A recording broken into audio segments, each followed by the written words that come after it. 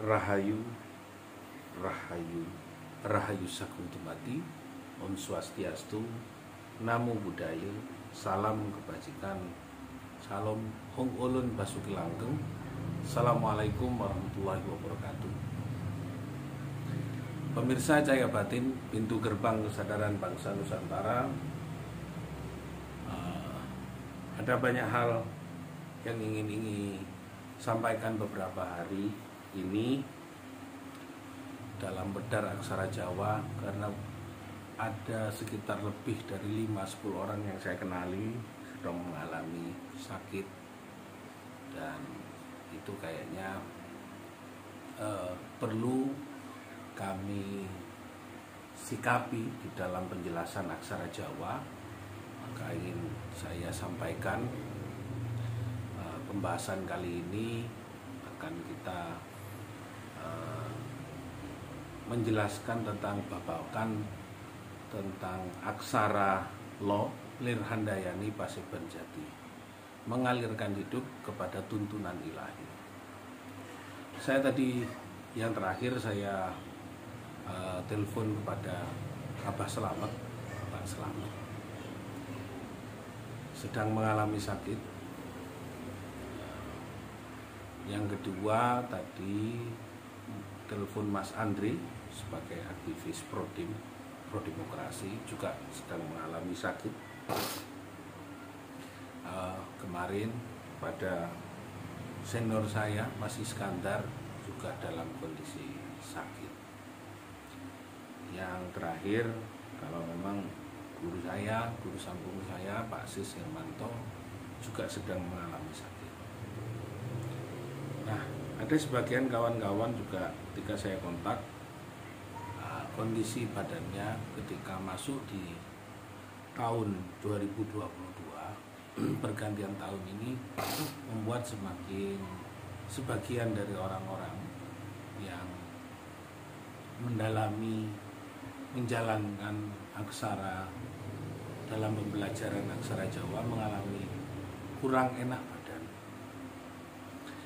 Apa sebenarnya yang ingin saya sampaikan dalam pemahaman aksara Lo Lirhandayani Paseban Jati, mengalirkan hidup kepada tuntunan ilahi, mengalirkan hidup kepada tuntunan yang Gusti, mengalirkan hidup kepada tuntunan kembali kepada ajaran, yang berarti bahwa kita harus menjalani hidup dengan aturan dan ketetapan Gusti Kang Maha Suci, Gusti Akarya Jagat.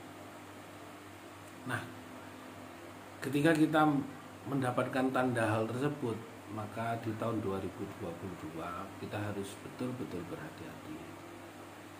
Tadi saya ngobrol dengan Pak Ahatoni, Wakil Ketua DPRD Kota Surabaya, di mana ada beberapa pertanyaan bahwa apa yang saya sampaikan di dalam pemahaman ini semuanya murni adalah ilmu dan rasional.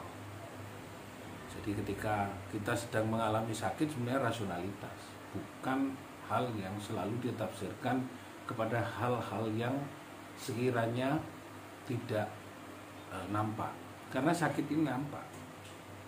Jadi seharusnya ketika kita mengalami sakit, kita harus melakukan upaya-upaya, ikhtiar, usaha untuk mengobatinya, karena yang sakit badan, bukan batin.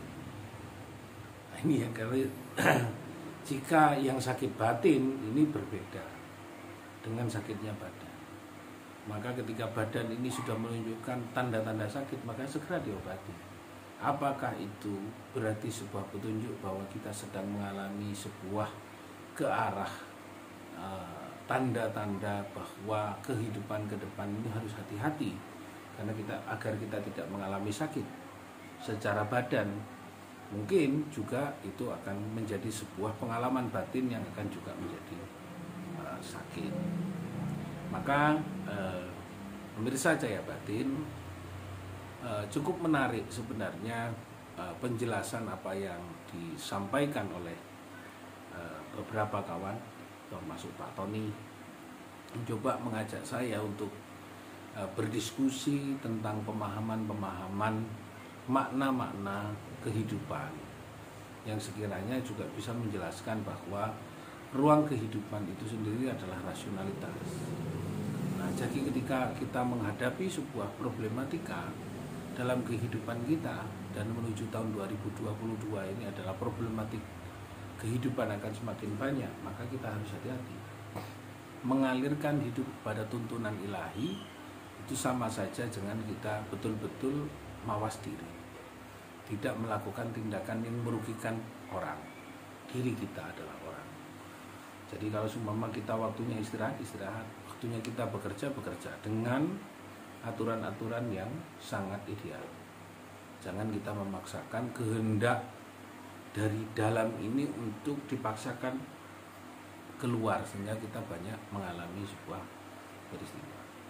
Biarlah mungkin kebijakan pemerintah di dalam kehidupan esok ini akan berganti berulang menjadi sebuah pemahaman yang lain.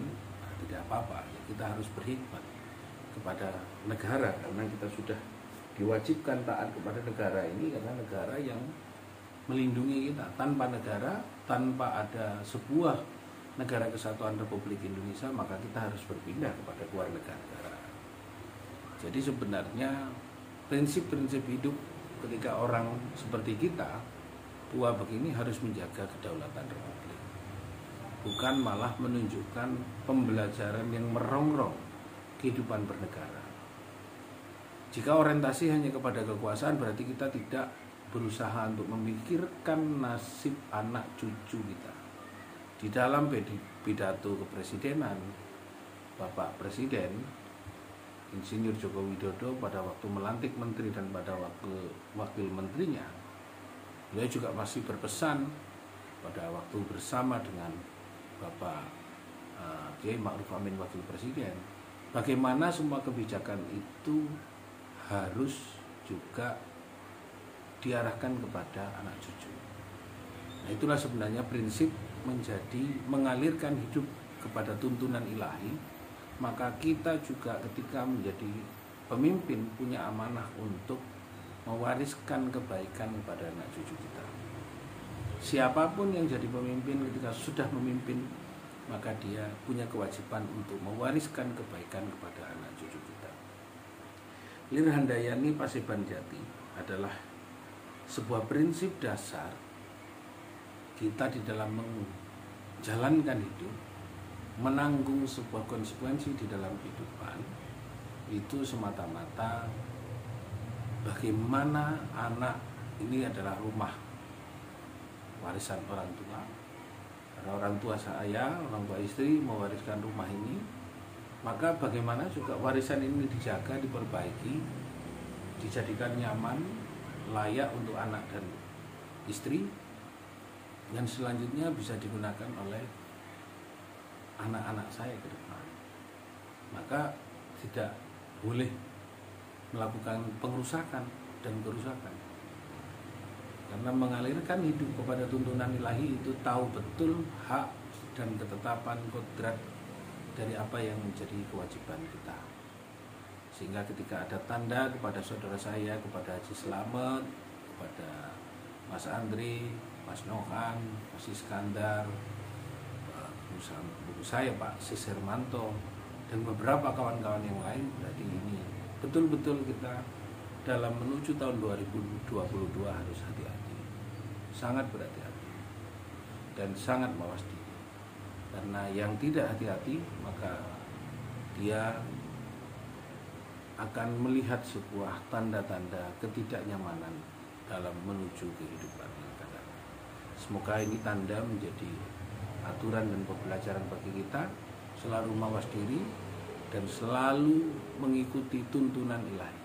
Hanya Gusti kang Maha Suci, Gusti kang Akarya Jagat, Gusti kang Maha Welas Asih yang akan selalu mengajarkan kita menuju kebaikan dan kebenaran.